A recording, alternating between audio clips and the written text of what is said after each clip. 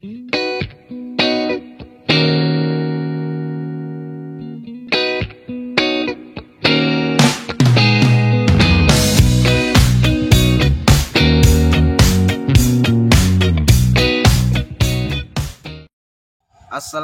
warahmatullahi wabarakatuh. Selamat sore teman-teman dan salam sejahtera untuk kita semua. Ketemu lagi dengan saya di sini di channel Umar Lili, teman-teman. Teman-teman, hari ini saya akan sedikit berbagi tentang kendala apa sih pada saat kita baru memulai usaha pembudidayaan ikan lele, teman-teman. Teman-teman, ada beberapa macam dan beberapa faktor yang menjadi kendala untuk kita merintis usaha ikan lele, teman-teman. Nah, kendala apa saja itu? Tonton terus video saya sampai selesai dan jangan di skip agar kita tidak salah paham, teman-teman.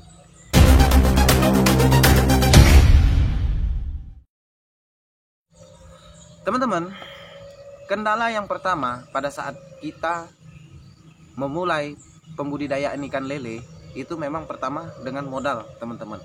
Kita hanya menggunakan modal yang hanya secukupnya, hanya untuk membeli bibit dan membuat satu kolam, teman-teman. Nah, ini adalah kendala yang pertama yang sering pemula alami, teman-teman. Kendala yang pertama itu adalah modal, teman-teman. Jadi modal ini sangat berpengaruh, teman-teman. Untuk kita memulai pembudidayaan ikan lele ini, teman-teman, apalagi kita sebagai pemula, teman-teman, gunakanlah cara seefisien mungkin, teman-teman. Jadi bagaimana caranya supaya kita tidak menggunakan modal yang terlalu tinggi, menggunakan modal yang berlebihan lah, teman-teman. Nah, kita cukup berbudidaya ikan lele ini cukup dengan sedikit terlebih dahulu, teman-teman. Apalagi untuk teman-teman yang mungkin belum ada pengalaman di bidang berbudidaya ikan lele, teman-teman. Nah, jadi kita usahakan untuk merintis usaha lele ini dengan modal yang secukupnya dulu, teman-teman. Sambil kita mencari pengalaman dan kemudian mencari ilmu dari teman-teman yang sudah berhasil, teman-teman. Jangan ketika kita mengeluarkan modal yang besar, modal yang tinggi, tapi kita belum pernah mempunyai pengalaman dan juga belum pernah mengelola ikan lele, teman-teman. Nah, itu kendala yang pertama, teman-teman. Kendala yang pertama itu di modal untuk kita memulai usaha, teman-teman. Nah, teman-teman, kendala yang kedua itu yang sudah masuk di tahap memulai usaha, teman-teman. Yang tadi sebelum memulai usaha ya, teman-teman. Nah, ini di tahap kita sudah memulai usaha. Nah, di tahap sudah memulai usaha ini, teman-teman, biasanya teman-teman yang baru membudidaya ikan lele itu biasanya berkendala dengan pembelian bibit, teman-teman. Kolam sudah jadi, sudah terfermentasi, pakan sudah siap, terkendala dengan bibit, teman-teman.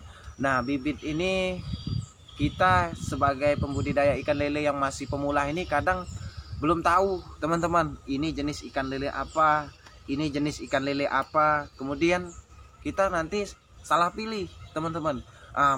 Maaf bicara ya, teman-teman, banyak oknum-oknum itu menjual bibit-bibit itu yang kadang tidak sesuai dengan apa yang dia katakan, teman-teman. Contoh, kita mau beli bibit ikan, biasanya itu yang dibeli yang sering dibudidaya ikan lele ini biasanya ikan sangkuriang dan jenis ikan mutiara, teman-teman.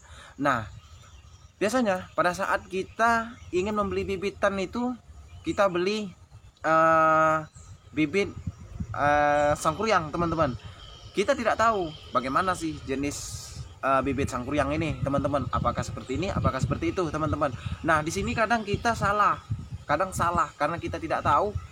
Kesalahan kita langsung, oh ya, bibit ini langsung kita beli sekian. Oh, bibit ini langsung kita beli sekian. Nah, di sini akan menjadi kendala, teman-teman. Kendalanya apa? Kendalanya jenis ikan itu, ada jenis ikan yang pertumbuhannya lambat, teman-teman. Nah, ada juga jenis bibitan itu yang sudah bibitan kerdil teman-teman. Contoh seperti ini teman-teman, ini pernah juga saya alami ini teman-teman. Tapi saya tidak tahu dan saya tidak ingin menyebutkan nama. Itu pernah saya membeli bibit itu 6.000 teman-teman. Saya membeli bibit 6.000, kemudian saya bilang sama orang itu, Pak, saya minta tolong bibit sangkuriang Pak, yang bagus. Di sini ini masih saya pemula teman-teman. Waktu itu saya bilang bibit sangkuriang, katanya saya di sini tidak memelihara jenis ikan lain selain jenis bibit ikan sangkuriang. Ternyata alhasil ketika saya telah memelihara ikan ini selama 2,5 bulan teman-teman, itu sudah beberapa hari lagi saya mau panen pertama waktu itu ya teman-teman. Ternyata bibit yang saya besarkan itu ternyata bibit mutiara teman-teman, bukan bibit sangkuriang. Nah, itu saya tahu, itu saya bawa ikan ini ke teman saya yang sudah pengalaman berbudidaya ikan lele teman-teman. Saya bawa ke sana dan saya tanya secara detail. Ternyata ikan yang saya pelihara selama 2,5 bulan itu adalah ikan mutiara teman-teman. Nah, ikan mutiara dengan ikan sangkuriang itu sangat berbeda teman-teman. Itu kendala yang kedua teman-teman, itu di bibit teman-teman ya. Kendala yang ketiga itu pada air kolam teman-teman. Itu kendala, itu benar-benar kendala teman-teman. Banyak kita yang masih pemula, kita tidak paham cara supaya air ini bagus itu seperti apa. Nah, itu teman-teman. Walaupun kadang ada beberapa orang itu melakukan fermentasi terlebih dahulu, tapi tetap saja airnya masih tidak sesuai dengan ikannya teman-teman. Nah, ini juga jadi kendala teman-teman untuk kita berbudidaya ikan lele teman-teman. Karena apa? Air yang tidak sesuai dengan ikan lele, maka di sini akan mengakibatkan banyak faktor teman-teman. Faktor ikan lele kembung, nanti faktor kematian. Nah, terus kemudian faktor apa lah ya? Ikan kembung, faktor air yang kotor ini tadi bisa menyebabkan aroma yang bau lah. Itu sangat berpengaruh teman-teman. Nah, juga yang paling berpengaruh itu pertumbuhan ikan itu akan sedikit lebih lambat teman-teman, apabila air yang kita kelola ini tidak sesuai dengan ikan lele teman-teman. Nah, itu faktor yang kedua teman-teman. Faktor yang ketiga ya teman-teman ya. Nah, faktor kendala kendala yang keempat teman-teman, itu pada pakan teman-teman. Pakan sekarang ini, pakan yang bagus harganya sekitar untuk 1 karung itu yang pakan dewasa ikan lele yang sudah siap mau dekat panen itu 782. Nah, itu sedikit mahal teman-teman. Itu harganya di sini di wilayah saya ini 320.000 itu 1 karung ya teman-teman. Nah, di sini kendala pakan memang sangat berkendala teman-teman. Apalagi untuk dari awal kita membeli bibit yang salah, kemudian kita memberi pakan yang secara berlebihan, pakan terbuang. Karena dengan harga pakan yang mahal ini akan mengakibatkan kita akan rugi teman-teman. Kenapa? Karena harga patokan kita untuk ikan lele itu dalam 1 kilo ikan lele itu untuk pakan ini yang bagus ini 1 kilo ikan 1 kilo pakan teman-teman. Apabila ikan kita kerdil, kemudian ikan kita ini lambat pertumbuhannya, pakan terus berjalan. Nah, ini akan mengakibatkan kendala untuk kita teman-teman. Maka di sini jalan keluarnya dan solusinya teman-teman harus mencari pengalaman teman-teman.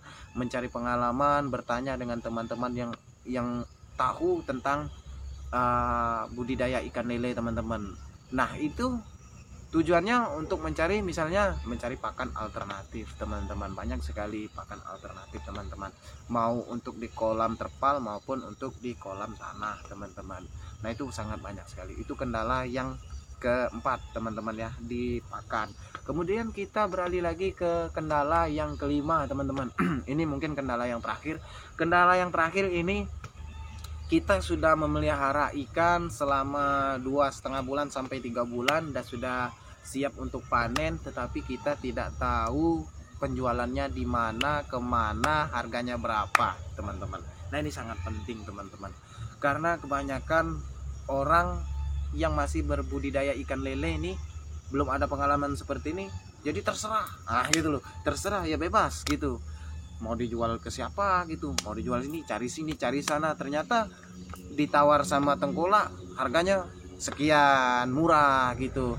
Bahkan setelah kita hitung dengan pengeluaran kita, ikan yang sudah siap kita panen ini tadi tidak sepadan dengan hasil pengeluaran kita, teman-teman. Nah, di sini sangat penting, teman-teman. Jadi usahakanlah, teman-teman, ketika panen itu, teman-teman, untuk masih pemula, teman-teman, itu menyicil dulu, teman-teman, menyicil dulu. Kita cari pecer lele, mencari langganan, atau kita mencari langganan, contoh tengkulak, tengkulak yang benar-benar orangnya benar lah ya, teman-teman ya. Jangan istilahnya kita kadang tertipu dengan tengkulak, teman-teman. Tengkulak beli di kita mungkin di kisaran, sekarang kalau di wilayah saya ini untuk pembelian tengkulak itu di sekitaran 18.000, teman-teman. Nah, kalau untuk teman-teman yang biasanya masih baru berbudidaya ikan lele, tengkulak akan tahu, teman-teman. Contoh, dia akan tahu, dia akan bertanya berapa kali sudah panen. Nah, itu. Nah, ketika dia sudah tahu, wah, ini maaf nih teman-teman yang masih tengkulak, maaf ya. Kadang-kadang dia bertanya seperti itu. Nah, kita jawab, oh baru bulan ini, maka di situ dia akan sedikit menurunkan harga biasa ikan, teman-teman, ditawarnya, teman-teman. Padahal untuk di wilayah kita ini, di wilayah saya ini 18. Pernah itu teman saya ini cerita, teman saya. Waktu itu dia telepon saya kan, bro, berapa harga ikan lele sekarang? Nih, saya kasih nomor tengkulak, saya bilang gitu. Saya tanya kemudian dengan teman saya tuh, berapa ikan ditawar, katanya. Kok murah sekali, kata teman saya. Kok harganya cuma 16,5, padahal tengkulak itu biasa beli sama saya 18. Nah, di situ, teman-teman. Jadi tengkulak juga mungkin di sini akan melihat untuk berlangganan, teman-teman. Apabila dia sudah berlangganan, maka dia akan menaikkan sedikit harganya itu, teman-teman. Nah, di situ akan menjadi kendala, teman-teman. Jadi harga ikan lele itu haruslah bisa menutupi pengeluaran kita yang pertama, teman-teman. Apabila pengeluaran kita yang pertama tidak sama dengan pemasukan kita setelah menjual ikan lele, maka di sini akan menjadi kendala, teman-teman. Kendalanya apa? Kendala kita akan memutar balikkan modal untuk pembibitan baru, teman-teman. Nah, teman-teman, mudah-mudahan bermanfaat. Cukup sekian video dari saya, mudah-mudahan menjadi berkah dan menjadi ilmu untuk kita semua. Jangan lupa untuk subscribe dan like dan share channel Umar Lele. Terima kasih, sampai jumpa. Wassalamualaikum warahmatullahi wabarakatuh.